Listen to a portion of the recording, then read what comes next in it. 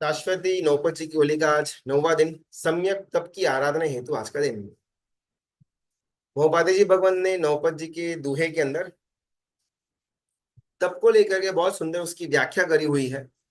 इच्छारोधे संवरी परिणति समता योगे रे, तपते ही जात्मा वर्ते निज गुण भोगे रे।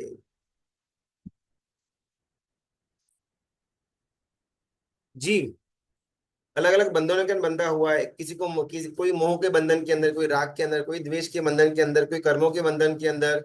ऐसे अलग अलग बंधनों के अंदर अलग अलग जीव फंसे हुए हैं। और यहाँ पर मोहपाते जी भगवान कहते हैं कि सारे के सारे बंधन ये तो बस ऊपर ऊपर के, ये सारे के सारे बंधन ज्यादा मायने रखते नहीं। अगर एक वस्तु जिस कारण से जीव संसार के अंदर अटका हुआ है, उस वस्तु का नाम है इच्छा।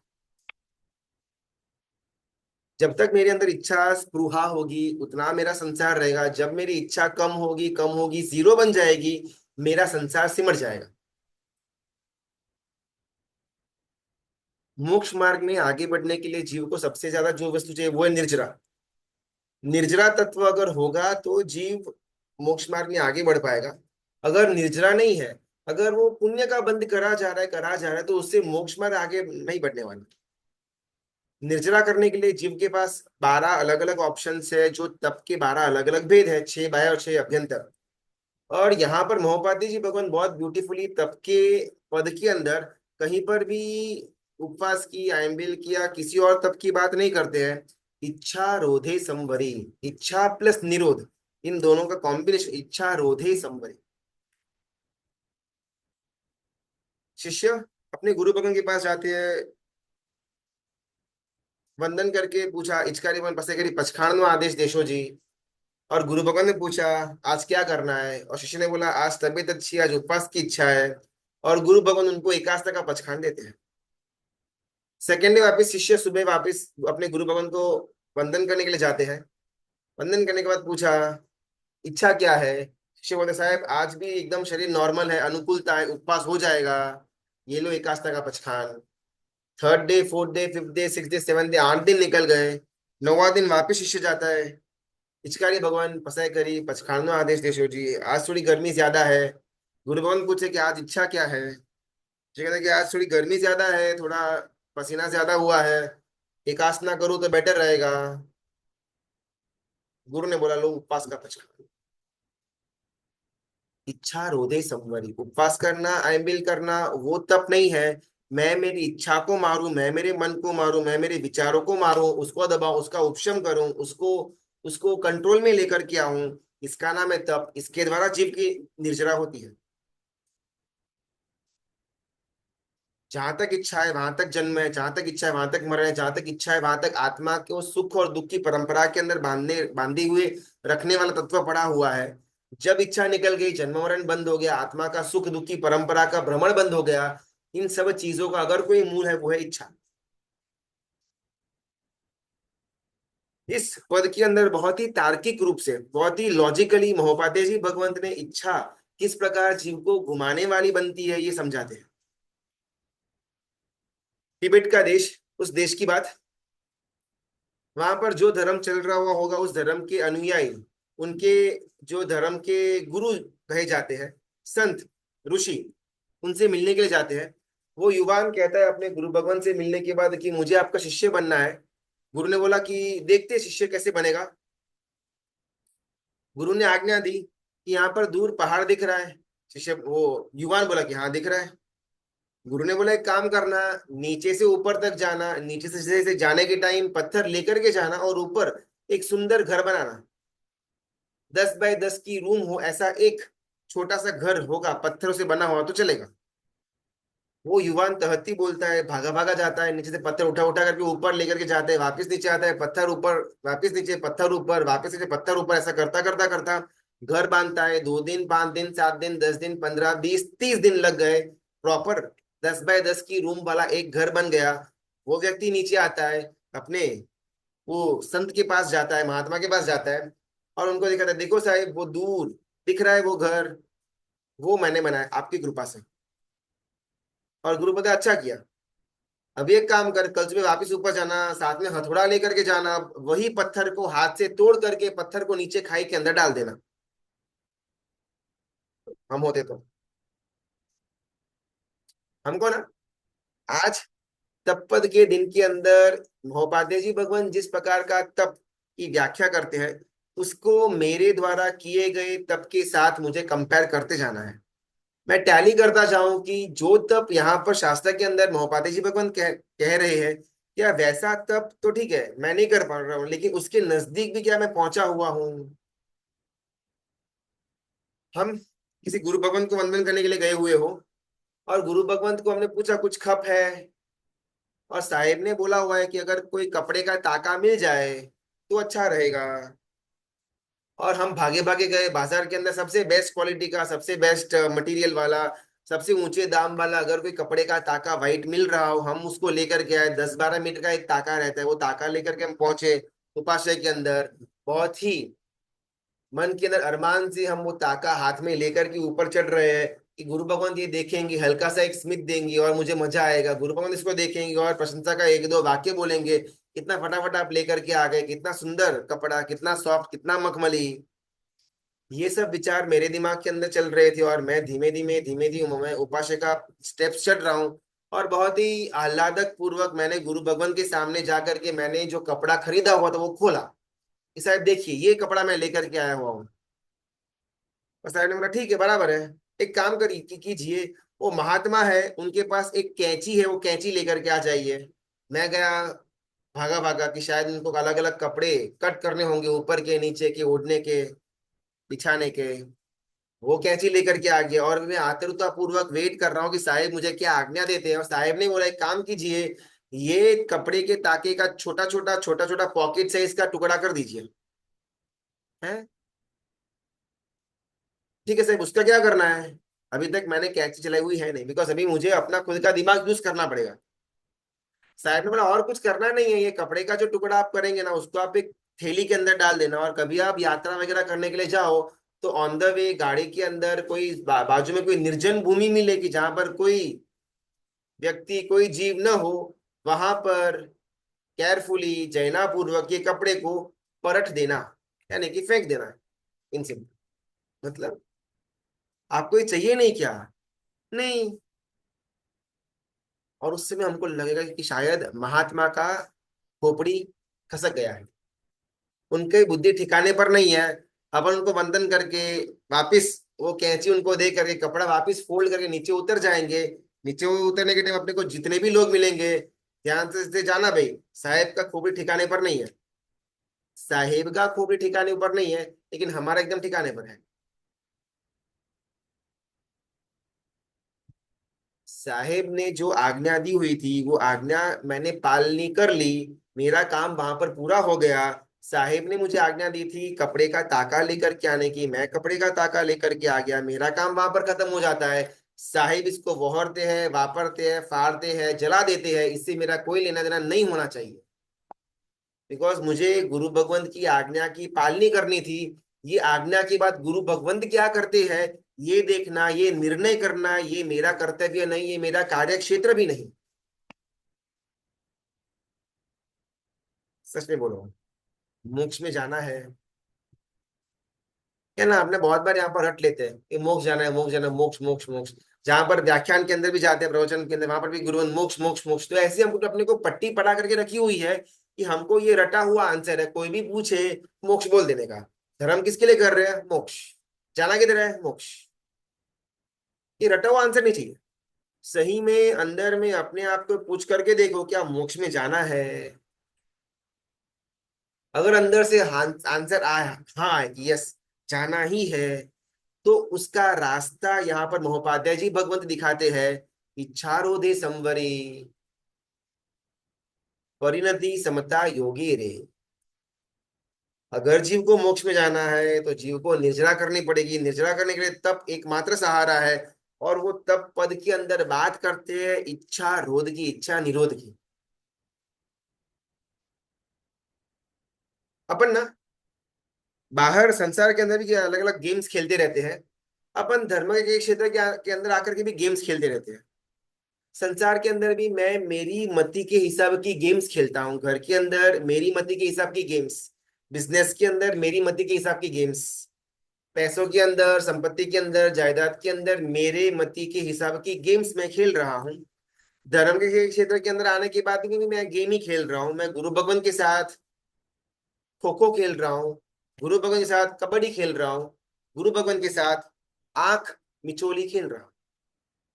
उन्होंने कोई आज्ञा दी हुई हो, मुझे मेरे मन को अगर वो आज्ञा सूट होती हो तो ही मैं उसको पालूंगा। लेकिन अगर मेरे मन को वो आज्ञा सूट नहीं होती है, मेरा मन उसके लिए मना बोलता है, मेरी इच्छा वो आज्ञा पालन में नहीं होती है, तो मैं धराहर वो आज्ञा का उल्लंघन करके ना बोल दूंगा।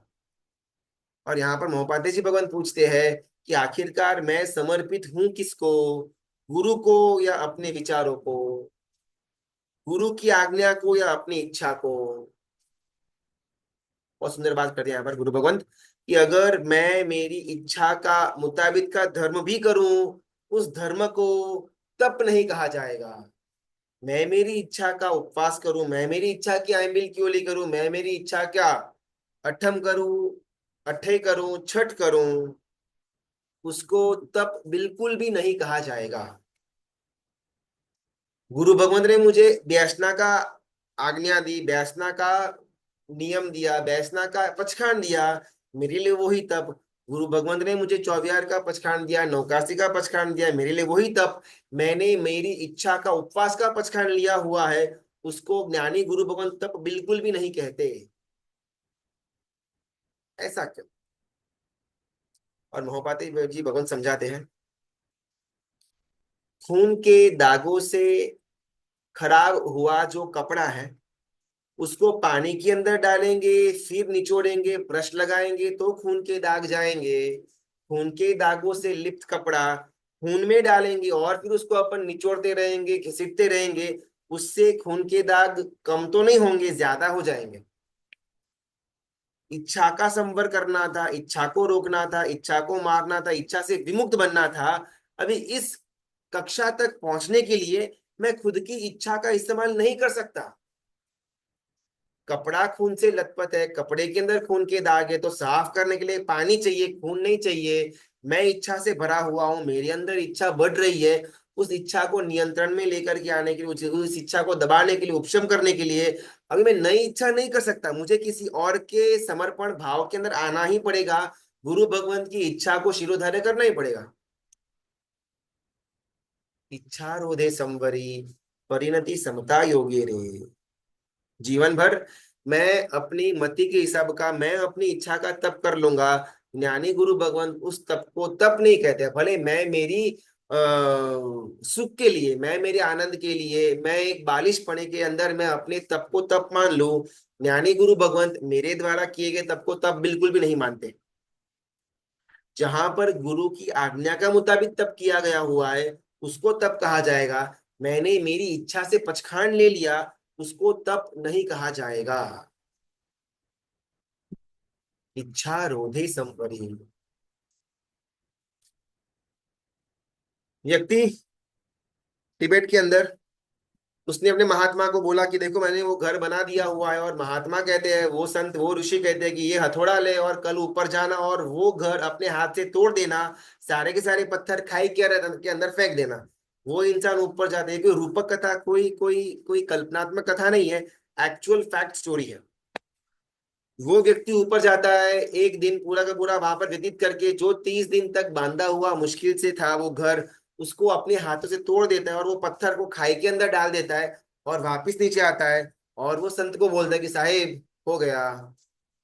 और वो संत कहते हैं कि शाबाश, अब एक काम करना, कल वापिस ऊपर चढ़ना, वापिस नीचे से पत्थर ऊपर लेकर के जाना, वापिस से घर बांधना। सेकेंड टाइम वो व्यक्ति ऊपर जाता है, 30 दिन लगाता है, घर बांधता है, नीचे आता है, वापिस वो की वो आज्ञा, ये ले हथौड़ा तोड़ दे। 2 बार, 3 बार, 4 बार, 5 बार, 6 बार और 7 बार, 7 7 बार वो व्यक्ति, वो नवयुवान व्यक्ति ये घर बांधता है, वापिस खुद के हाथों से तोड़ देता है गुरु आज्ञा के अंदर। 7वीं बार तोड़ने के बाद गुरु को लगा कि शायद इसके अंदर पात्रता पड़ी हुई है, और वो गुरु अपने वो नवयुवान जो उसका शिष्य बनने के लिए आया हुआ था, उसको उनका जो दीक्षा का होगा वैसा दीक्षा उनको दे देते हैं। बात करनी है इच्छा रोधे संबंध।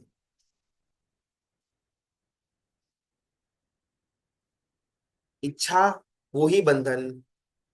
सदगुरु भगवंत के आगे शून्य बनना नहीं आया। सदगुरु भगवंत के आगे मेरा अस्तित्व का विसर्जन करना नहीं आया, तो मेरा मोक्ष मार्ग चालू ही नहीं हुआ।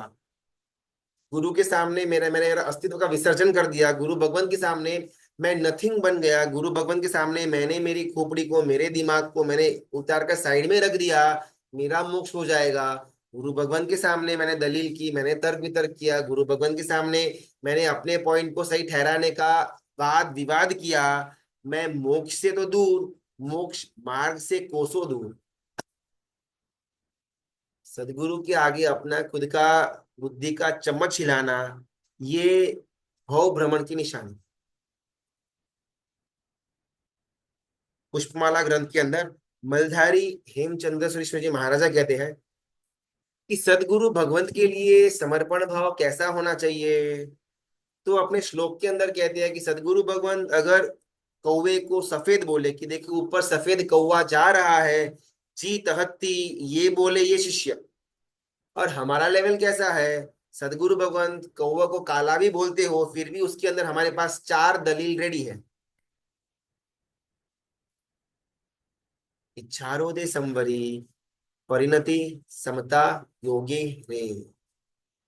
जब तक मैं खुद की इच्छा के पकड़ के अंदर, मैं खुद की धारणा के माचड़े के अंदर, मैं खुद की संकुचितता के अंदर पड़ा हुआ हूं, तब तक मेरा ऊर्ध्वगमन नहीं हो सकता। ये इच्छा का जो माचड़ा है, ये धारणा का जो मैंने एक कल्पना के अंदर खुद को फिट करके रखा हुआ है, जब तक ये धारणा खुलती नहीं है, तब तक मेरा मोक्ष मार्ग का प्रयाण चालू होता नहीं है।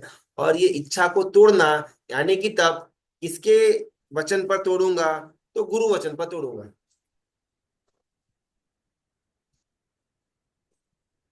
सच बोलो, अपने आप से प्रश्न करके देखो। हमारे जान पहचान वाले गुरु भगवंत हो, जिसको मैं गुरु मानता हूँ वो गुरु भगवंत हो, या हमारे फैमिली में से निकट में से किसी ने दीक्षा ली हुई हो वो गुरु भगवंत हो, वो आजू बाजू में से विचर रहे हो, और हमारे मंदिर की ध्वजा हो, हमारे घर पर कोई कार्यक्रम हो, और हम उनको विनंती करने गए, और गुरु भगवंत ने बोला कि थोड़ी अनुकूलता कम लग रही है, और मेरे मुंह से निकल जाए कि नहीं आपको तो आना ही पड़ेगा। गुरु कौन, मैं या वो? किसको किसकी आज्ञा माननी, मुझे गुरु की आज्ञा माननी या गुरु को मेरी आज्ञा माननी? हम ना इतने दम्भी बन चुके हुए हैं कि हम बोलते तो है कि भाई मैं गुरु आज्ञा के अंडर हूं, लेकिन गुरु भी वैसे जो मेरी आज्ञा माने। अगर क्षण भर के लिए गुरु ने उनकी आज्ञा मुझ पर थोपने का प्रयत्न किया, मैं गुरु को ही चेंज कर दूंगा कि अभी ये बहुत डिफिकल्ट है, इनकी आज्ञा अपने से पाली नहीं जा रही। अपन एकदम नॉर्मल नॉर्मल, जो अपने को कुछ बोले नहीं, जिसको अपने मोक्ष मार्ग की कुछ पड़ी हुई नहीं है, जिसको मेरे ऊपर कोई वात्सल्य प्रेम भाव नहीं है, जो बस मेरी प्रशंसा करना जानते हो, वैसे गुरु भगवान को मैं सदगुरु बना करके कहीं घूमता फिरूंगा, और मुझे इसके अंदर कोई प्रॉब्लम भी नहीं होगा। गुरु कैसे चाहिए? जो मेरी प्रशंसा करे, व्याख्यान के अंदर मेरा नाम ले ले, जो मेरे गुणों को लोगों के सामने बताए, जो मेरे मुंह पे ऊपर मेरी वाहवाही करे, जो मेरे पीठ के पीछे मेरी प्रशंसा ही करते जाए, वैसे गुरु चाहिए? या वो गुरु जो मेरे दोषों को दिखाए, जो लोगों के सामने मेरे दोषों को दिखाने से बिल्कुल भी पीछे न हटे, जो मेरे हल्की सी गलती पर भी जो मुझे डांट दे, जो मुझे मेरी शक्ति से ज्यादा धर्म आराधना करने का आलम दे, वैसे गुरु चाहिए? आज ना क्लियर करना दिमाग के अंदर। कुछ भी प्रश्न है तो आप अपने आप को अनम्यूट कर सकते हैं, कोई प्रॉब्लम नहीं है। लेकिन अंदर में पड़े हुआ हमारा गुरु के लिए समर्पण भाव की जो कमी है, तब को लेकर के मैंने अंदर में जो व्याख्या बांधी हुई है, आज उसको एकदम क्लियर करना है। गुरु जी प्रणाम। मैं क्या कह रही हूँ, गुरु जी हमने माने हैं, लेकिन कभी कभी उनका व्याख्यान पसंद नहीं आता। फिर मन में वो थोड़ा दिक्कत होता है। आज मैंने व्याख्यान में भी सुना कि वो जो भी कहे उसमें अच्छा है, अच्छा है। वो कैसे सेटिस्फाई करें हम लोग? गुरु भगवान का व्याख्यान सेट नहीं हो रहा, इन शॉर्ट जहां तक मैं समझा हूँ, हाँ। कि हाँ। वो जो बोल रहे हैं वो प्रॉपरली हमारे दिमाग में बैठ नहीं रहा। करेक्ट? हाँ। चलो, गौशाला। वीर परमात्मा का सबसे पहला शिष्य, यानी कि अभी तक उनको केवल ज्ञान की प्राप्ति नहीं हुई थी, लेकिन संयम काल के अंदर, छद्मस काल के अंदर विचरने के टाइम सबसे पहला जो शिष्य मिला वो था गौशाला।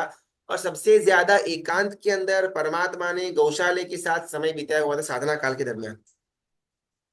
गौशाला परमात्मा के साथ घूमता रहा, फिरता रहा, थोड़ी बहुत विद्या सीखा, थोड़ा बहुत ज्ञान सीखा, उसको भी थोड़ी थोड़ी बहुत फेमसनेस हुआ, पर्सनैलिटी मिला। और वो गौशाला परमात्मा से अलग अपना पंथ स्थापना करके निकल गया। अभी गौशाला ने ऐसा किया क्यों? मुझे तीर्थंकर परमात्मा मिले, उनके साथ रहने का अवसर मिला, चलो मैं शायद बहुत ज्यादा धर्म न भी कर पाऊं एट द वर्स्ट, लेकिन मैं परमात्मा की हयाती के अंदर उनके विरुद्ध का आचरण करूं, वो जो बोल रहे हैं वो गलत, ऐसा लोगों के अंदर प्रोपोगेंडा करूं, ये तो कभी भी मैं सपना के अंदर भी नहीं कर पाऊंगा। लेकिन गौशाला ऐसा करता है। तो उसके अंदर कारण क्या था? तो गौशाला की पूरी पूरी कथा आती है कि पूर्व के बहुत बहुत बहुत सारे भाव पहले वो एक श्रावक था। वो श्रावक गुरु भगवंत के प्रवचन के अंदर जाता था, और गुरु भगवंत प्रवचन के अंदर जो बोलते थे उससे उसकी मानसिक सहमति नहीं थी। ये गलत बोल रहे हैं, ये गलत बोल रहे हैं, ये बराबर नहीं है, ये बराबर नहीं है। ऐसा ऐसा बार बार वो व्यक्ति ने गुरु भगवंत के लिए मन में एक विपरीत पक्षपात रखा। वो पक्षपात का जो बीज का वहां पर उसका सोइंग हुआ, जो बीज को उसने अंदर डाला, उसके बाद कई सारे भव होते गए, और इस भव के अंदर साक्षात तीर्थंकर परमात्मा गुरु के रूप में ही अंदर मिले। लेकिन फिर भी गुरु के लिए मन के अंदर जो कई सारे भव पहले बांधा हुआ जो विपरीत पक्षपात था, अभी वो घटाधार वृक्ष बना। अगर मुझे गुरु भगवंत की बातें रास नहीं आती है, मुझे गुरु भगवंत की बातों के अंदर अपना मन सेट नहीं हो रहा है, तो मैं गुरु भगवंत के लिए विनय डेवलप करूं, उनका व्याख्यान बंद कर दूं सुनना, लेकिन एवरीडे उनको वंदन करने के लिए जाऊं, मेरे अंदर इनके लिए विनय भाव क्यों नहीं आ रहा, बार बार मन में चिंतन करूं, और फिर ही मैं इनके प्रवचन के अंदर जाऊं। अगर मैं प्रवचन के अंदर बैठा हुआ हूं, उनकी बातों से मेरे मन के अंदर दुर्भाव आ रहा है, मेरे मन के अंदर गुरु भगवान के लिए अहोभाव कम हो रहा है, मेरा मन उनकी बातों से विपरीत भाग रहा है, एक्सेप्ट करने को रेडी ही नहीं है, तर्क वितर्क करने के बाद भी अभी तक मेरा मन समता भाव के अंदर नहीं आया, कृपया करके अगला प्रवचन मत जाना। मैं 4 महीने गया, मैं 6 6 महीने तक गया, और मैंने न जानते हुए भी मेरी लेशिया के अंदर वो गुरु भगवंत के लिए हल्का सा विपरीत पक्षपात रखा। भवांतर के अंदर गुरु भगवंत के लिए रखा हुआ पक्षपात वो गुरु तत्व के लिए पक्षपात बन जाएगा। गलती से भी किसी भी गुरु भगवंत के लिए विपरीत पक्षपात मत रखना।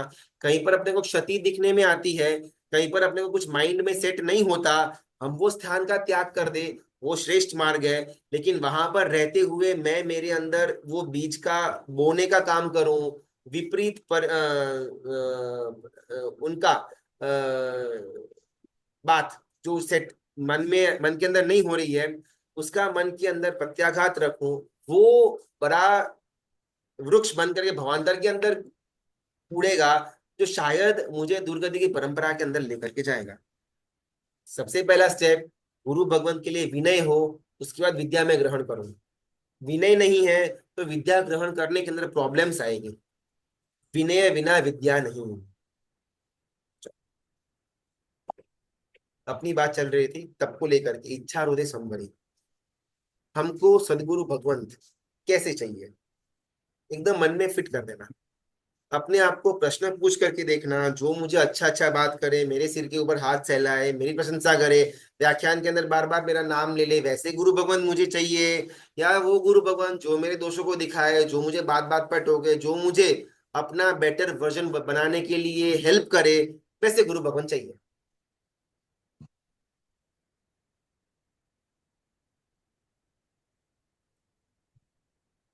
जब तक मैं गुरु भगवंत के सामने अपना अस्तित्व का विसर्जन करने के बाद, अपने मन के विचार को साइड में रखने के बाद नहीं पहुंचता, तब तक मेरा कल्याण नहीं होने वाला। अपनी बात चल रही थी पुष्पमाला ग्रंथ के अंदर, हेम चंद्रसूरी महाराजा ने बहुत सुंदर बात लिखी। समर्पण से वंचित मन, गुरु भगवंत के समर्पण से वंचित मन, उससे बाहर आया हुआ मन धर्म की इच्छा करके धर्म करता भी है, वो धर्म का फल एब्सोल्युटली जीरो।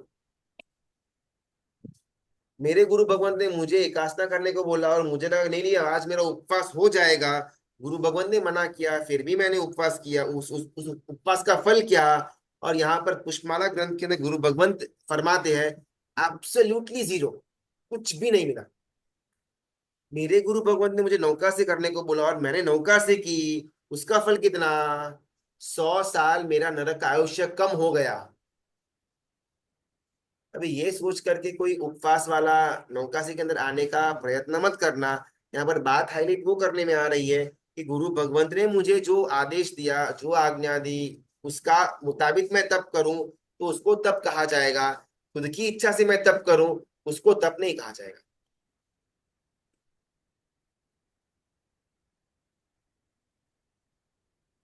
धर्म क्षेत्र के अंदर आकर के भी हमने हमारी बुद्धि को साइड में नहीं रखा। हमने वहां पर भी अपने खुद का चालाकी को, स्मार्टनेस का चम्मच चलाए रखा। इस कारण से अनादिकाल से मेरा और आपका मोक्ष नहीं हुआ।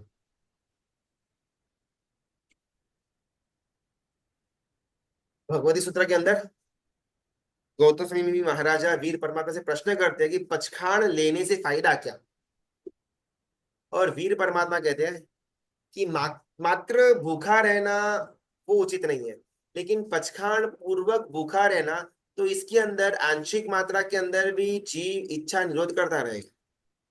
फॉर एग्जाम्पल लेते हैं, मैंने आज उपवास का अगर पचखान लिया हुआ हो तो पूरा दिन मैं एक भी खाने का अंश मेरे मुंह के अंदर नहीं डालने वाला, इतना तो अपन श्योर है। इतने तो अपन गए गुजरे नहीं है कि उपवास के पचखान लेकर के अपन खाना खाएं, दैट इज फाइन। उपवास के पचखान के अंदर मैं खाना नहीं खाऊंगा, लेकिन बार बार मेरे मन के अंदर खाने की वृत्ति जन्म लेती रहेगी। ये खाना है, ये खाना है, भूख लगे, ये खाना है, वो खाना है। और उस भूख की वृत्ति को, उस इच्छा को मैं दबाने का काम करता हूं। यही पचखान का लाभ। इच्छा रोधे संबरी।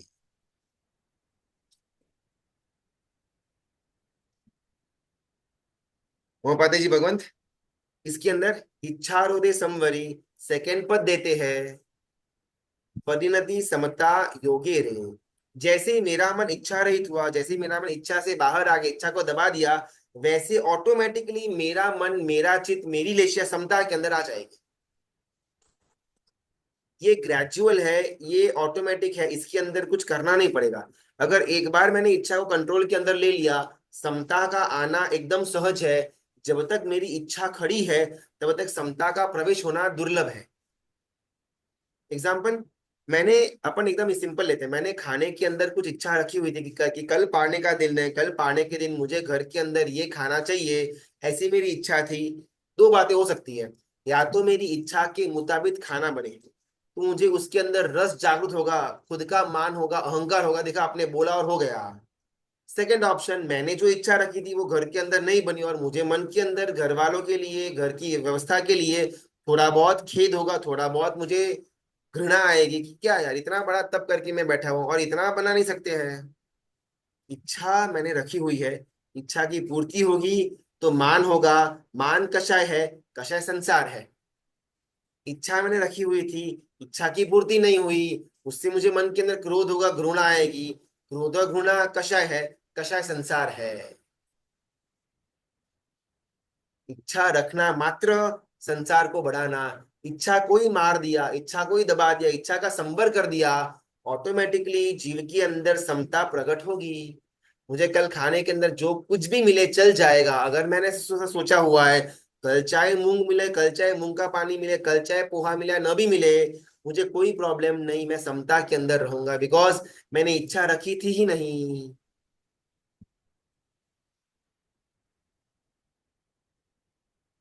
इच्छा का निरोध करना और समता के प्राप्ति करना, ये दोनों पर्यायवाची शब्द ही है।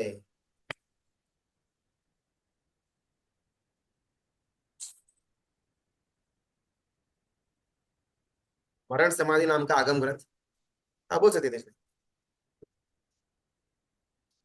हाँ, प्रणाम इंग्लिश में। इसमें मुझे दो क्वेश्चन थे। कि जैसे कि आपने अभी बताया कि जो गुरु कहे वो तब करना। तो अभी बहुत बार ऐसा होता है कि जो मेरे गुरु है वो हमारे कांटेक्ट में नहीं होते हैं, वो कहीं और विचरण कर रहे होते हैं और हम कहीं और होते हैं। तो उसमें जिस दिन मुझे तप करना है तो उस दिन मैं उनसे आज्ञा नहीं ले पा रहा हूँ। तो हमारे संग में जो गुरु भगवान होते हैं, उनकी आज्ञा से वो जो आज्ञा करे वो तप करना, वो तप करके आगे बढ़ना। एक तो ये क्वेश्चन। सेकंड क्वेश्चन ये आता है कि समझिए मेरे गुरु भगवान जो है वो कोई दूसरे संघ में विराजमान है। वहां पर मैं जा सकता हूँ उनके पास, मैंने आज्ञा की तो उन्होंने कहा कि चलो आप आज नौकारसी करो। जब हमारे संघ में वापिस आए तो उन्होंने, वहां के गुरु भगवान ने बोला आप एकाश न करो या उपवास करो। तो उसमें कैसे मुझे उसका निवारण करना, ये दो क्वेश्चन है। बहुत सुंदर प्रश्न। सबसे पहला, संघ की आराधना वो गुरु भगवान से ऊपर का लेवल है। संघ है तो गुरु है, संघ है तो श्रावक है। परमात्मा ने संघ की स्थापना करी थी, परमात्मा ने गुरु भगवंत की स्थापना नहीं। हाँ, संघ के अंदर चार स्तंभ रखे, साधु साध्वी श्रावक और श्राविका। लेकिन ये चार स्तंभ किसके लिए थे? संघ के लिए। तो संघ सर्वोपरि, ये संघ ऊपर आएगा। अभी पहला प्रश्न, मैं जिस गुरु भगवंत को मानता हूं या जिसकी आज्ञा के अंडर हूं, उनसे अपन संपर्क में नहीं है, तो अगर मुझे कल उपवास करना है तो क्या करना? बहुत सिंपल। मैं शायद 2 महीने में एक बार, 6 महीने में एक बार, साल भर में एक बार गुरु भगवान के पास, जो मेरे गुरु भगवान जिसकी आज्ञा के अंडर में हूं, उनको जब मैं मिलने के लिए जाऊं तब पूछना कि ऐसा ऐसा ऐसा ऐसा अगर कुछ आता है जीवन के अंदर तब करने का मौका, तब क्या मुझे उपवास करना, आइम्बिल करना, एकासना करना, अपने को पूरे साल का रफ एक एस्टिमेट ले लेने का। Option one. ऑप्शन टू, अगर ये पॉसिबल नहीं है, प्रैक्टिकल नहीं लग रहा है, भूल गए, तो बेस्ट ऑप्शन, संघ के अंदर जो आराधना करवाने में आ रही है, अगर उसके अंदर मेरी काया का योग बैठ रहा है, वो आराधना कर ही लेना। संघ के अंदर एकासना करवाने में आ रहा है और मैं भी आमिल करूंगा नहीं, संघ से ऊपर मैं नहीं हूं। संघ के अंदर गुरु भगवान जो विराजमान है, वो जो आराधना करे, अगर मेरे बॉडी से वो पॉसिबल है, मुझे वो आराधना करनी ही करनी। और बहुतांश कोई भी गुरु भगवान जिसकी आज्ञा के अंडर में हूं, वो मुझे संघ के विरुद्ध जाने का तो बिल्कुल कहेंगे ही नहीं। तो ये एक बात एकदम क्लियर रखना कि संघ की अगर आराधना हो रही हो तो संघ का विमुखता नहीं करना। अगर हर एक लोग ऐसा अपना अपना खुद खुद का गुरु भगवंत के बहुत ज्यादा आदी हो जाएंगे, तो संघ टूट जाएगा। संघ के अंदर 100 आराधक ही है, 100 आराधक अपने अपने गुरु भगवंत को जाकर के उनकी आज्ञा के अंदर बैठ चुके हुए हैं, फिर संघ के अंदर आराधना होगी ही नहीं। आराधक वर्ग नहीं होगा तो बाल कक्षा का जीव जो अभी अभी परमात्मा के शासन के अंदर प्रवेश किया हुआ है, वो शासन के अंदर प्रवेश करेगा कैसे? आज ये बहुत बड़ा प्रॉब्लम हो चुका हुआ है कि हम हमारे गुरु भगवंत के इतने जबरदस्त उनके पकड़ में आ चुके हुए हैं कि उस कारण से संघ टूट रहा है। संघ था आज से 10 15 20 साल पहले, तो मुझ जैसा व्यक्ति संघ के अंदर आया। अभी मैं गुरु भगवंत का हाथ पकड़ के इतना आगे बढ़ जाऊं, उसमें कोई प्रॉब्लम नहीं है। लेकिन आगे बढ़ करके संघ का विरोधी बन जाऊं, ये प्रॉब्लम है। जो संघ मेरी जननी थी, संघ के अंदर मैं आया, टूटी फूटी पूजा करता, टूटी फूटा मैं सूत्र पढ़ता था पाठशाला के अंदर, टूटी फूटी आराधना करता था, कोई गुरु भगवान ने मेरा हाथ थामा और मैं वहां से ऊपर आया। अभी मैं उस संघ के विरुद्ध तो बिल्कुल नहीं जा सकता। तो अब मन में एक बात क्लियर रखना कि संघ के विरुद्ध तो बिल्कुल जाना है ही नहीं। और जो सुज्ञ गुरु भगवंत है, जो गीतार्थ गुरु भगवंत है, वो 99.9% ऑफ द टाइम उनकी आज्ञा संघ की सापेक्षता वाली ही देंगे। सेकंड, मेरे गुरु भगवंत है वो कोई अलग संघ के अंदर विराजमान है, और मेरे संघ के अंदर कोई अलग गुरु भगवंत विराजमान है, तो मुझे क्या करना? मेरे गुरु भगवंत मुझे जो आदेश दे वो करना है, लेकिन वो आदेश संघ के विरुद्ध का नहीं होना चाहिए। ऑलमोस्ट क्लियर हो गया हुआ होगा। कुछ अगर प्रश्न है तो पूछ सकते। हमारी बात चल रही थी इच्छा होते संवरी। हाँ। तो फिर संघ में जो एकाशना करा है तो उधर ही करने का, घर पे नहीं कर सकते? क्योंकि अभी उधर का कभी कभार क्या वो खाने में वो होता है कि टेस्ट वाइज मतलब ऐसा हर बार मतलब बहुत बार बोला भी है कि इतना टेस्ट वाइज बराबर नहीं है ऐसा। तब टेस्ट, टेस्टी खाने को खाने के लिए किया था या टेस्टी खाने को छोड़ने के लिए तब किया था? टेस्टी खाना तो मैं घर के अंदर खुद भी पका करके खा सकता हूँ, मुझे मेरे स्वाद को मारना था, इसके लिए तो मैंने तब किया था। शरीर को भूखा रखना वो तो एक बाई प्रोडक्ट था, लेकिन मूल में तो ये जीभ के ऊपर मुझे अपना कंट्रोल प्राप्त करना था, इसके तो मैं तब कर रहा था। अभी तब करने के बाद एकादशी के अंदर आने के बाद ही मुझे कौन सी आइटम पसंद है, किसके अंदर मुझे रस छूटेगा, उसके पीछे मैं भागता रहूं, तो ये तब कहाँ जाएगा। ये किसी इंडिविजुअल की बात नहीं है, ये सामूहिक बात है। भले बहन ने प्रश्न भले किया हुआ हो, लेकिन तब के अंदर का मेरा एंगल क्या होना चाहिए, इच्छा का कंट्रोल करो। इच्छा नहीं क्या, जो लोलुपता है, जिसके पीछे मेरी जीभ पागल है, उस वस्तु का मैं त्याग करना, यही तो इच्छा का निरोध कहा जाएगा। अभी एकासना भी अपना कैसा होता है ना, घर के अंदर अगर मैंने एकासना किया हुआ है ना, तो घर के अंदर जितने भी डब्बे हैं मैं लेकर के बैठ जाऊंगा। अगर कोई गुरु भगवान वहां पर गोशी के लिए पधारे, उनको मालूम ना पड़े कि यहाँ पर जमणवार हो रहा है या फिर एकासना हो रहा है। नॉर्मल रूटीन टाइम के अंदर मैं 2 या 4 या 6 या 8 आइटम से मेरा 2 टाइम का 3 टाइम का खाना खा लूंगा। लेकिन जिस दिन एकादशी है वो दिन घर के अंदर जितने डिब्बे, हर एक डिब्बे नीचे आ जाएंगे। एकादशी है ये, जो कर रहे हैं उनकी अनुमोदन है, कहीं पर भी तब के विरुद्ध की बात है ही नहीं। लेकिन बात इंडिविजुअल की, अगर मैं ऐसा कर रहा हूं तो मैं तब कर रहा हूं या फिर मेरी जीभ को पोषने का काम कर रहा हूं। नॉर्मल टाइम के अंदर वो तीसरे माले पर रखा हुआ जो जो चक्री का सेव का डिब्बा था वो मैं नहीं लूंगा। लेकिन आज एकादशी है, एक ही बार खाना है, कितने डिब्बे ले लो। काकड़ी, टमाटर, कलिंगस, नींबू।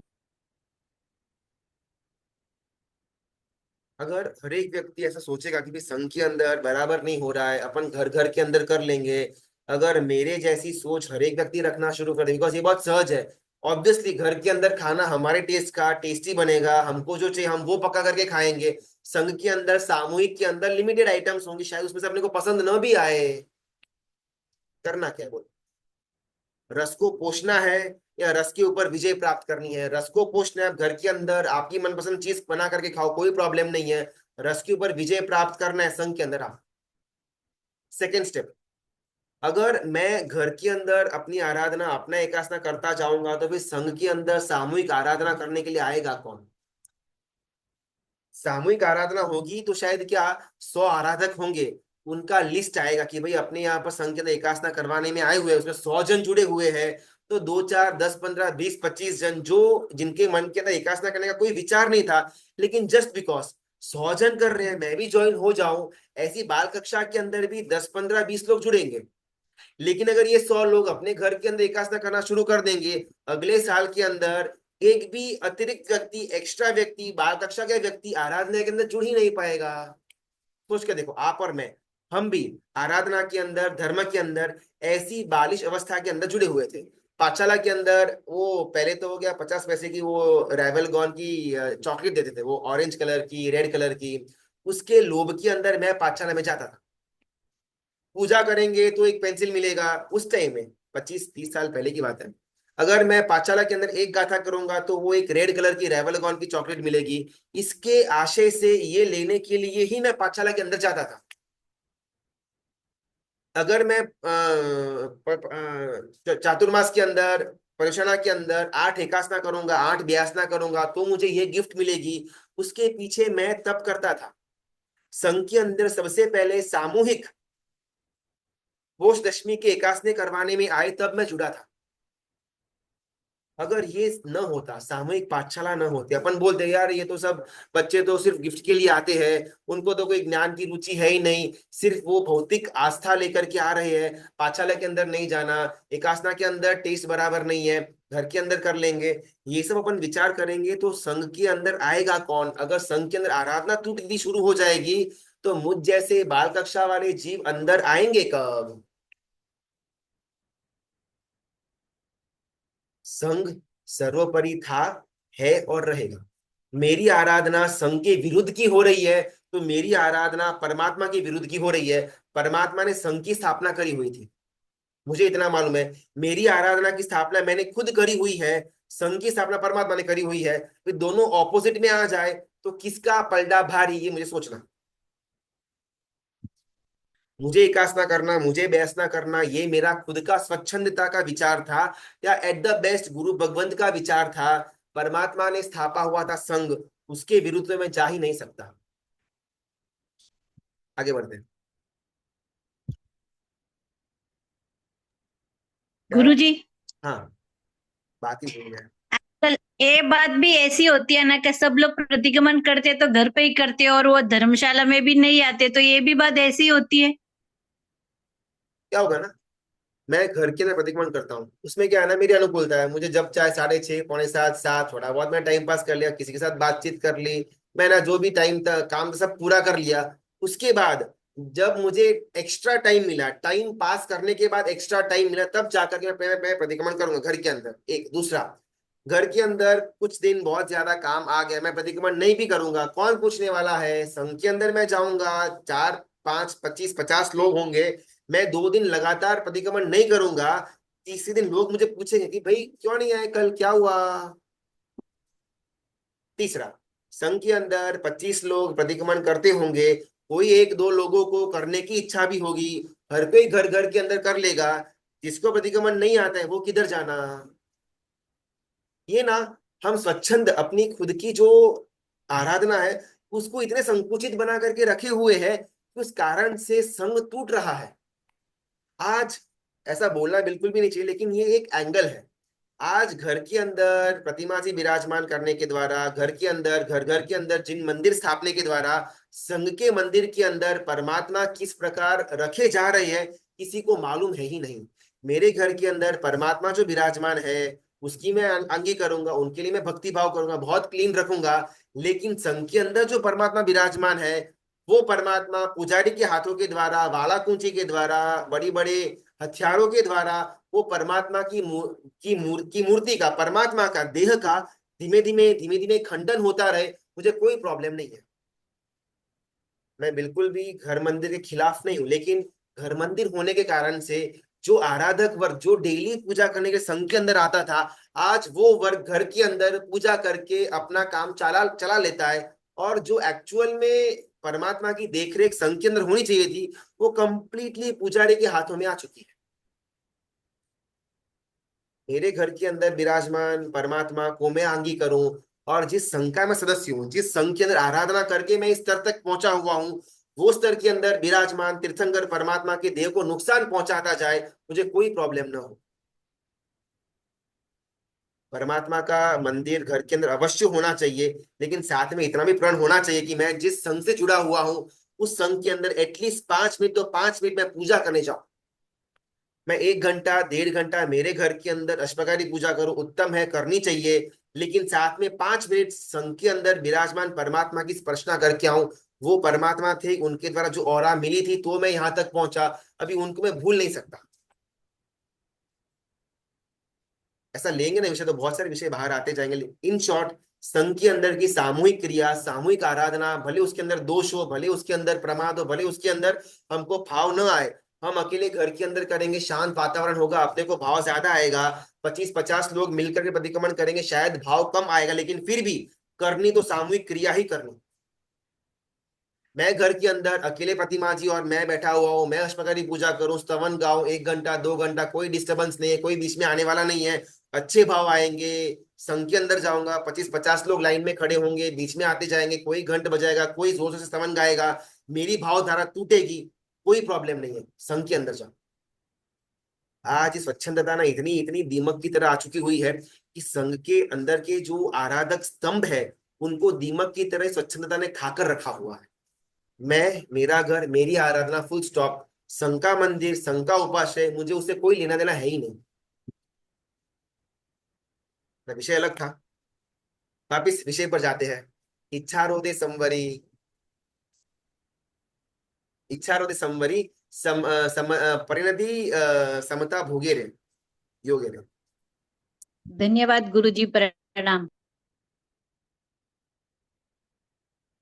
मरण मरण समाधि नाम के ग्रंथ के अंदर रचनाकार गुरु भगवंत बहुत सुंदर बात करते हैं।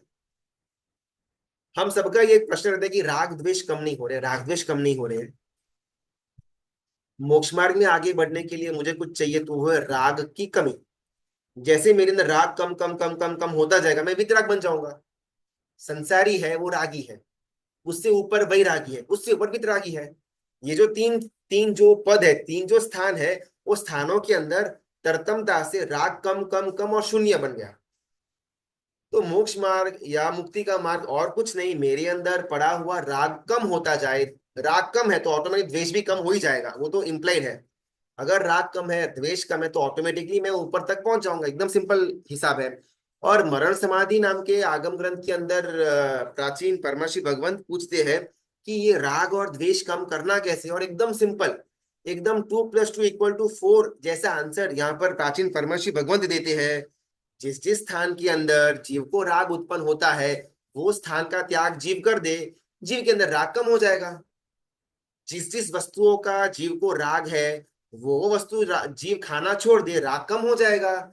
जिस जिस व्यक्ति का जीव को राग है, वो व्यक्ति का जीव त्याग कर दे, जीव का राग कम हो जाएगा। कितना सिंपल है।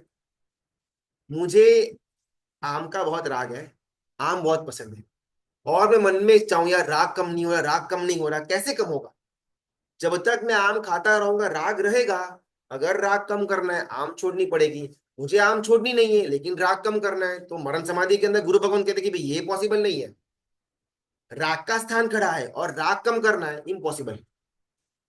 राग का स्थान का त्याग किया, राग के स्थान के, राग के निमित्त का त्याग किया, राग ऑटोमेटिकली अपने आप कम हो जाएगा। इच्छा रोधे संवरी, परिणति समता योगे रे। सेम बात, इच्छा बोलो राग बोलो। अगर मुझे अपना राग, अपनी इच्छा, अपना वर्चस्व, अपने मन की दलीलों को कम करना है, उसको अंकुश में लेकर के आना है, उसके ऊपर विजय प्राप्त करनी है, तो जिस जिस जगह पर, जिस जिस स्थान पर, जिस जिस बात से, जिस जिस व्यक्ति के द्वारा मेरा राग बढ़ता हो, उन सब का cut off cut off cut off करना ही पड़ेगा। मैं मेरे राग के निमित्तों के साथ, मैं मेरे राग के स्थानों के साथ बैठा हुआ हूं, तो मैं राग के अंदर बैठा हुआ हूं। राग के अंदर बैठने के बाद वैरागी वितरागी नहीं बना जा सकता।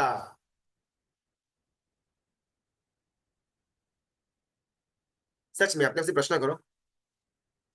बहुत लोगों ने शायद होली की आराधना करी हुई होगी, उनकी सुख शांति होगी, ऐसा मैं पूछ रहा हूँ। 9 दिन आंबिल भी किया हुआ होगा शायद। बहुत लोगों ने 9 दिन आंबिल, तो कुछ 1 दिन 2 दिन बीच का जो मुख्य 14 वगैरह का दिन होगा, उस दिन आंबिल किया हुआ होगा। उससे भी शायद किसी की शक्ति ना हो तो शायद चौबियार किया हुआ होगा, तिबियार किया हुआ होगा, या फिर मानसिकता में एटलीस्ट ये 9 दिनों में आंबिल करने जैसे है ऐसी भावना रखी हुई होगी, उन सबकी अनुमोदन। जो व्यक्ति, जो आराधक जिन्होंने 9 दिन आंबिल किए हुए, उनसे मेरा प्रश्न है, कल पारने का दिन आनंद ज्यादा किस में था? 9 दिन आइमिल तप किया, 9 में से 2 दिन 4 दिन आइमिल तप किया, उसमें ज्यादा आनंद आया, या कल पारने का दिन है उसमें ज्यादा आनंद आएगा?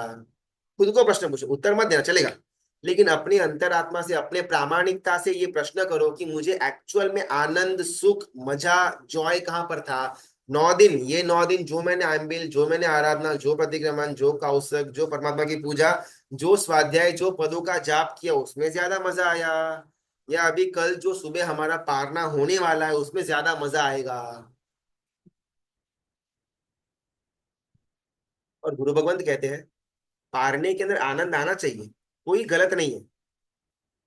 कोई कोई कोई गुरु भगवान का काल धर्म होता है, उनकी पालकी लेकर के जा रहे हैं रास्ते के ऊपर से स्मशान तक, तो पालकी लेने के टाइम, जाने के टाइम जो श्रावक वर्ग होगा वो जय जय नारा करेगा। अगर ज्यादा उत्साह होगा तो ढोल नगारा भी पीटेगा, ज्यादा उत्साह होगा तो पालकी के टाइम नाचता भी होगा, गुलाल भी उड़ाता होगा। खुशी का माहौल है, आनंद का माहौल है। क्यों भाई, गुरु भगवंत परलोक गए इसके लिए आनंद का माहौल है? नहीं नहीं, वो नहीं है।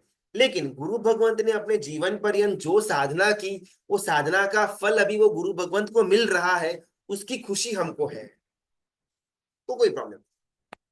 मैंने 9 दिन आंबिल तप किया, आंबिल तप के अंदर मुझे जो एक आनंद मिला हुआ था, वो आनंद का एक उद्यापन, वो आनंद को मैं एक रूप दे रहा हूँ, आनंद का मैं उजमड़ा कर रहा हूँ, जिसका नाम है पारना। इसके लिए मुझे आनंद आ रहा है, कोई प्रॉब्लम नहीं है।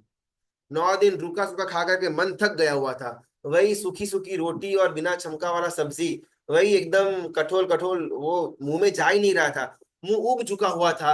अभी कल से रसदार भोजन मिलेगा, कल से फ्रूट मिलेगा, फ्रूट जूस मिलेगा, मिठाई मिलेगी, मेवा मिलेगा, उसके कारण से मेरा मन आनंदित हो उठ रहा है।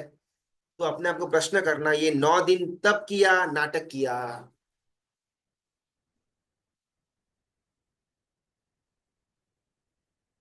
तब के अंदर आनंद नहीं आया, तो पारने के अंदर आनंद आएगा। तब के अंदर आनंद किया, तब के अंदर आनंद आया, तो पाने के अंदर आनंद आएगा, लेकिन वो तप के आनंद का शिखर वाला आनंद होगा, तप के आनंद का विरुद्ध वाला आनंद नहीं होगा। बात समझ में आ रही होगी?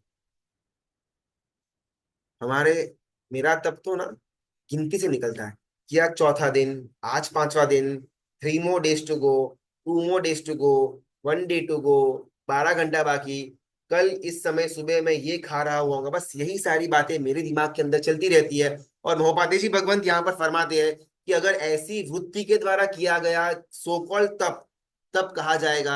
आप तो तप बोल दोगे, लेकिन उस तप से क्या निर्जरा होगी? जीरो। अब इस कोई तप कर रहा हो तो उस तप से नीचे मत उतरना।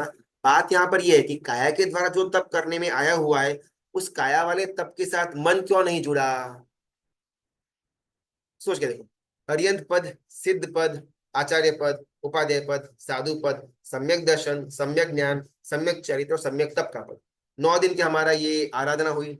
9 दिन की आराधना के अंदर मेरा शरीर आंबिल के अंदर जुड़ा हुआ था। यस, 9 दिन मेरे शरीर ने आंबिल किया किया। 9 दिन रुका सुखा भोजन खाया खाया। 9 दिन कुछ भी अतिरिक्त मुंह के अंदर डाला तो नहीं डाला। तो शरीर मेरा 9 पद की ओली के अंदर था। एक एक पद की जो आराधना थी, वो आराधना के अंदर मेरा शरीर जुड़ा हुआ था, लेकिन मेरा मन अरिहंत पद के दिन के अंदर भी पारने में बैठा हुआ था। मेरा मन सिद्ध पद के दिन के अंदर भी पारने के दिन की राह देख रहा था, पाने के दिन के अंदर बैठा हुआ था, पारने के दिन के प्लानिंग कर रहा था। आचार्य पद के अंदर मेरा शरीर आइंबिल के अंदर, मेरा मन पारने के अंदर। उपाध्याय पद के अंदर मेरा शरीर आइंबिल के अंदर, मेरा मन पारने के अंदर। जो धर्म क्रिया सिर्फ शरीर के द्वारा करी गई हुई हो, जिसके अंदर मन इन्वॉल्व था ही नहीं, वैसी धर्म क्रिया कितना फल दे पाएगी? मैं सामयिक लेकर बैठ तो गया, करीबी बनते मैंने उचरा तो लिया, लेकिन मेरा मन क्रिकेट के अंदर, मूवीज के अंदर, बिजनेस के अंदर, घर के कामों के अंदर, कोई पर्सनल टेंशन के अंदर उलझा हुआ है। तो वैसा सामयिक मुझे कितना लाभ देगा? मैं स्वाध्याय के अंदर बैठा तो हूँ, बातें तो सुन रहा हूँ, लेकिन मेरा मन किसी और चिंता से ग्रस्त है। फोन के अंदर मैं कोई और ही मैसेज पढ़ने के साथ साथ ये सुन रहा हूँ। मेरा मन वो मैसेज के अंदर, वो इंस्टाग्राम के पोस्ट के अंदर ज्यादा पड़ा हुआ है। लाभ होगा?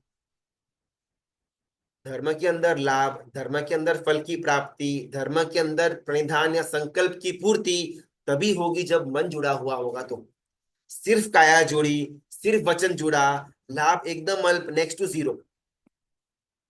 मन जुड़ा, लाभ मिलेगा।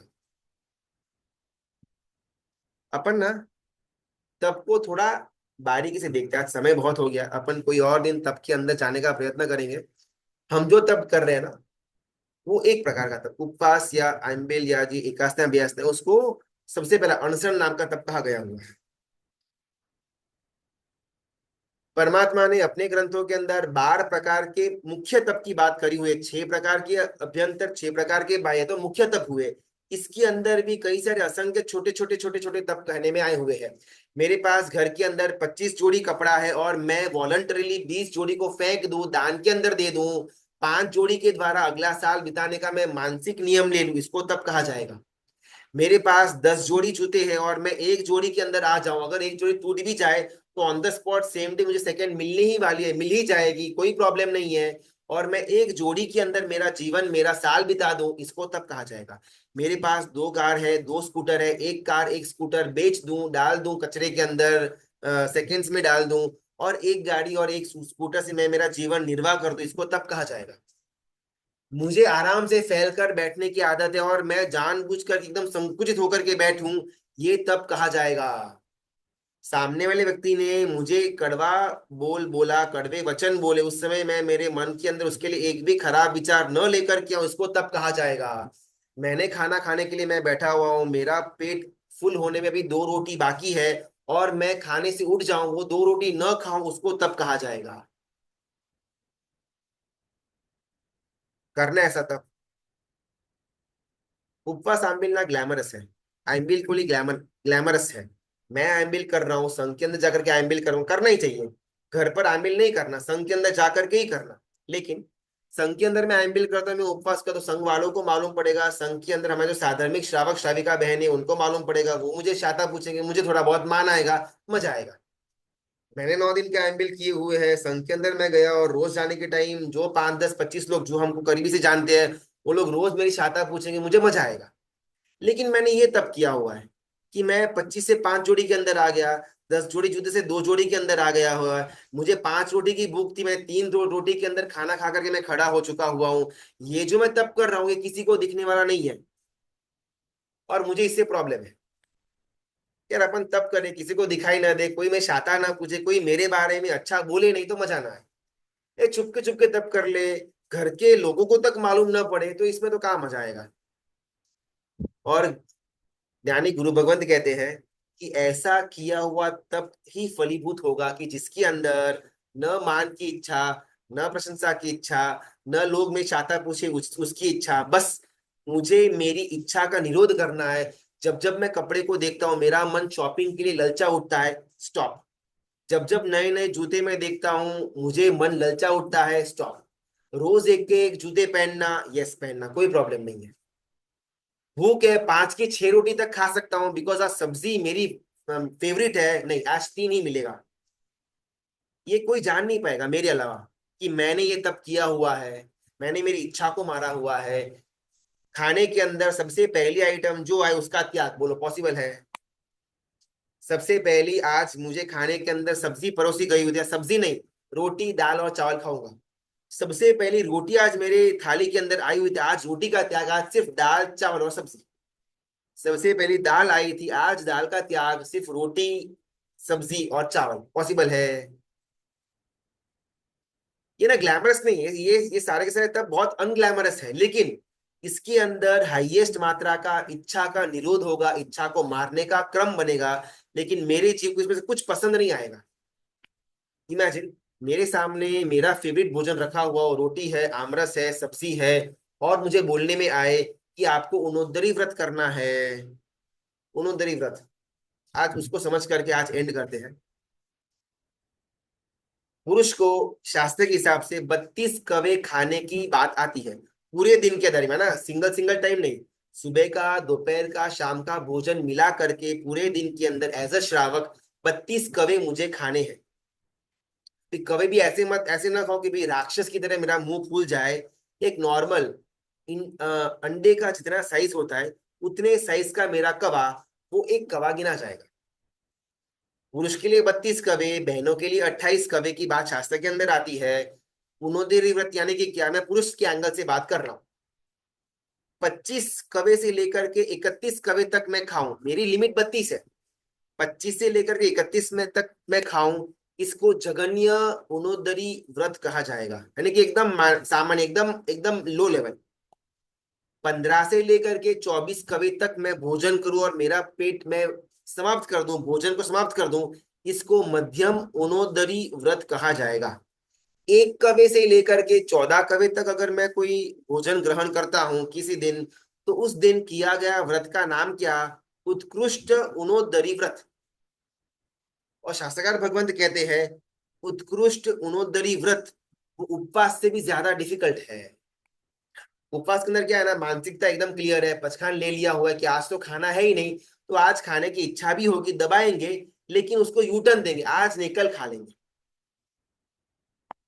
उनोदरी व्रत के अंदर क्या है ना, उत्कृष्ट उनोदरी व्रत के अंदर मुझे आमरस रोटी सब्जी बहुत पसंद है, थाली मेरी परोसी गई हुई है, मैं एक ही कवा खाकर खड़ा हो जाऊं, पॉसिबल ही नहीं है।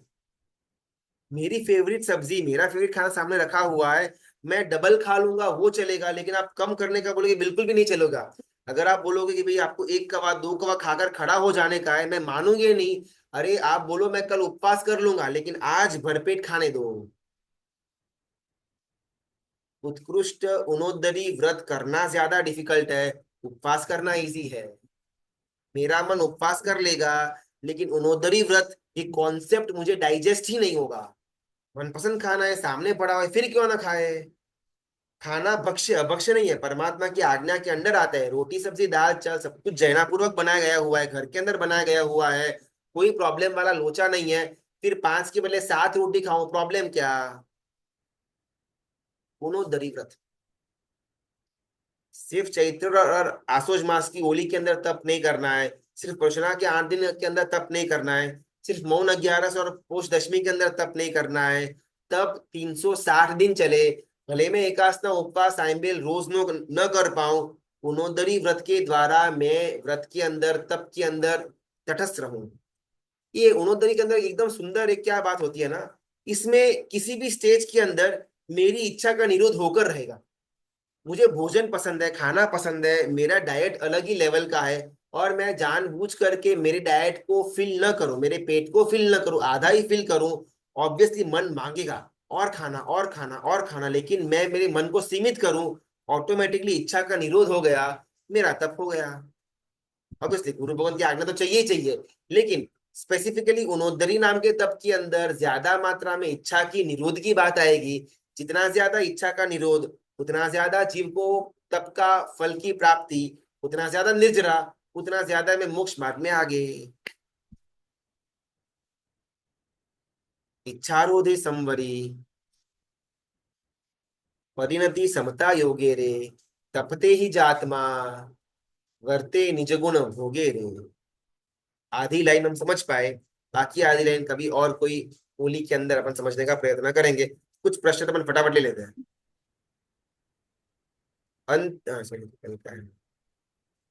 ગુરુ ભગવંતની નિશ્રામાં હોય ત્યારે એમની આજ્ઞાનું આપણે પ્લાન કરી શકીએ, પણ જ્યારે ગુરુ ભગવંત ના હોય ત્યારે આપણે તપ કે ગમે ક્રિયા કરવી હોય ત્યારે શું કરવું? वो हितेश भाई का जो प्रश्न का उत्तर मिला वही, कि हम जब उनको मिलने के लिए जाए तब एज अ होल डिस्कस कर लेना कि ऐसा ऐसा ऐसा मुझे इच्छा होती है, मुझे पोष दशमी के अंदर अट्ठम की इच्छा होती है, दीपावली के अंदर छठ की इच्छा होती है, मौन 11 के अंदर एकासना या उपवास की इच्छा होती है, इसके अलावा तिथि के दिन में मुझे ऐसी ऐसी इच्छा होती है, तो मैं करूं या नहीं करूं।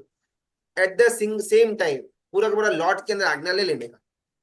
सेकेंड, औषधि की जब क्रिया होती है ना, तो बहुत सुंदर एक आदेश की मांगनी होती है, किसी ने अगर नोट किया हुआ हो तो, सुबह का प्रतिक्रमण हो जाने के बाद इच्छा कारण संधि भगवान बहुवेल संधिसाऊं और बहुवेल करशो, ये दो आज्ञा अपन लेते हैं। यानी कि इच्छा कार्य संधि से, हे गुरु भगवान, अगर आपकी आज्ञा हो तो बार बार जो क्रिया करने में आएगी, मैं श्वास लूंगा, उश्वास छोड़ूंगा, मैं थूक को नीचे उतारूंगा, मैं हाथ पैर का हिलन करूंगा, ये तो बार बार होता रहेगा। अभी हर एक टाइम मैं शायद आज्ञा मांगने के लिए न भी आ पाऊं कि साहब श्वास छोड़ू, साहब श्वास लो, पॉसिबल नहीं है। तो ये ऐसी क्रिया जो बार बार करने में आएगी, उसकी मैं लॉट में आज्ञा ले रहा हूं। बहुवेल, बहुत बार करने में आने वाली क्रिया, उसकी मैं आपसे आज्ञा ले रहा हूं। तो ऐसा हमारे शास्त्र के अंदर विधान है कि बहुत बार करने में आने वाली क्रिया जिसकी आज्ञा लेना पॉसिबल ना हो, तो उसका लॉट में ले सकते हैं। सिमिलरली मैं शायद every day, every once in a while गुरु भगवान से बात ना कर पाऊं, मिल ना पाऊं, वो बिहार के अंदर व्यस्त हो, फोन के द्वारा वो बात ना कर पाते हो, चिट्ठी लिखो मालूम नहीं कब पहुंचे, तो बल्क में आज्ञा ले लेने की। अगर पारने में सिर्फ 5 आइटम का ही नियम रखे तो क्या वापर सकते हैं जिससे ज्यादा ताकत आए? वापिस देखो, हमको ना, हमारा मन बहुत चालाक है, 5 आइटम वापरेगा, लेकिन 5 वही वापरेगा जो उसको पसंद है। मुझे मूंग का पानी पसंद नहीं है, मुझे शाकर का पानी पसंद है, तो मैं शाकर का पानी वापरूंगा, मूंग का पानी का मेरा त्याग। उचित है, 5 या 10 जगह के अंदर लिमिटेशन के अंदर आना बहुत उचित है, लेकिन उससे भी ज्यादा बेटर ऑप्शन ये होगा कि मुझे अभिग्रह के साथ पहली वस्तु जो परोसने में आएगी उसको मैं मना बोल दूंगा, सेकेंड को लूंगा, थर्ड को मना, फोर्थ को लूंगा, फिफ्थ को मना। उपमा तो आएगा, चटनी नहीं आएगी, इडली तो आएगा, सांबार नहीं आएगा, सांबार तो आएगा, डोसा नहीं आएगा। ये खाकर दिखाओ, इससे पेट भर करके दिखाओ तो माने। बाकी 5 या 7 वस्तु तो क्या है ना, मुझे एंट्री के अंदर मैं पारने का बोर्ड देख लूंगा, अच्छा 25 आइटम है, ओके 1 5 11 15 20 ये बराबर है, ये 5 आइटम अपने को वापरने की है, और वो 5 मेरी सबसे फेवरेट है, तो इच्छा का निरोध कहां पर हो? जो करते अनुमोदनीय है, लेकिन एक स्टेप ऊपर जाने की इच्छा रखनी चाहिए। ऐसे ऐसा फर्स्ट 1 3 5 7 में पिरोस्कारी में आएगा उसका त्याग, या 2 4 6 8 में आएगा वो त्याग, या पहली बार जो वस्तु आएगी सब त्याग, सेकेंड टाइम रिपीटेशन के अंदर है तो ही वापरना। ऐसे अलग अलग अलग अलग अभिग्रह जिसके द्वारा मैं अपनी इच्छा को रोक सकूं, ऐसा अभिग्रह अपने को ले तो बेटर है। अगर वहां तक न भी पहुंच पाए, 5 7 या 10 आइटम के अंदर अपने आप को सीमित करे, वो भी उचित ही है, कोई प्रॉब्लम नहीं है। चलिए, आज समय ज्यादा व्यतीत हो गया, परमात्मा गुरु की जी, आज्ञा विरुद्ध कुछ गुरु जी, प्रश्न ले लेते लास्ट एक। हाँ बोलिए। उन्नति तब का पचकान लेना पड़ता है कि बस मन से धरना होता है? सी धारणा अभिग्रह करे तो अच्छा है। फॉर एग्जाम्पल कल मेरा पारना है, मैं पारना के लेके अंदर घुसा, उसी टाइम मेरे मन के अंदर विचार है कि चलो भी आज 1 3 5 7 2 4 6 8 रिपीटेशन वाला, या मेरा बाजू वाला जो वस्तु लेता है वो मुझे नहीं लेना, वो लेफ्ट हैंड साइड के अंदर जो व्यक्ति बैठा हुआ है वो वस्तु जो नहीं लेता वही मुझे लेने का। ऐसे अलग अलग अभिग्रह, मैं धारणा अभिग्रह करके बैठ जाऊं और चालू कर दूं तो फल की प्राप्ति विशेष होगी। वरना क्या है ना, जैसे कोई वस्तु आएगी, मन को रोकना डिफिकल्ट होगा, अरे वो तो सिर्फ विचार था, पचखान थोड़ी अपने लिया था, ले लेते हैं, नेक्स्ट टाइम ट्राई करेंगे, तो अपना मन बैठ जाएगा पानी के अंदर। जिस समय मुझे ये अभिग्रह करने का इच्छा हुआ, धारणा अभिग्रह का पचखान लेकर के लॉक कर दो, ताकि मेरा मन पानी में बैठे नहीं। चलो, परमात्मा की आज्ञा विरुद्ध कुछ भी बोला हुआ हो तो मिच्छामि दुक्कड़, बहुत बहुत धन्यवाद, अनुमोदना, प्रणाम। कुछ ना कुछ कल एक दिन के लिए छोटा मोटा अभिग्रह, 5 वस्तु 7 10 12 के अंदर 1 3 5 7 2 4 6 8 बाजू वाला, सेकेंड टाइम रिपीटेशन, जो भी आपके मन के अंदर परम्यूटेशन कॉम्बिनेशन जागृत होता है वैसा करके भी कल पारने के अंदर हो सके उतना अपने इच्छा का निरोध करने का प्रयत्न करना। तो 9 दिन के ऊपर किया हुआ जो उजमना है वो उजमना कहा जाएगा, वरना वो पार्टी और फीस्ट के अंदर आ जाएगा। तो बहुत बहुत धन्यवाद, अनुमोदना, प्रणाम। प्रणाम।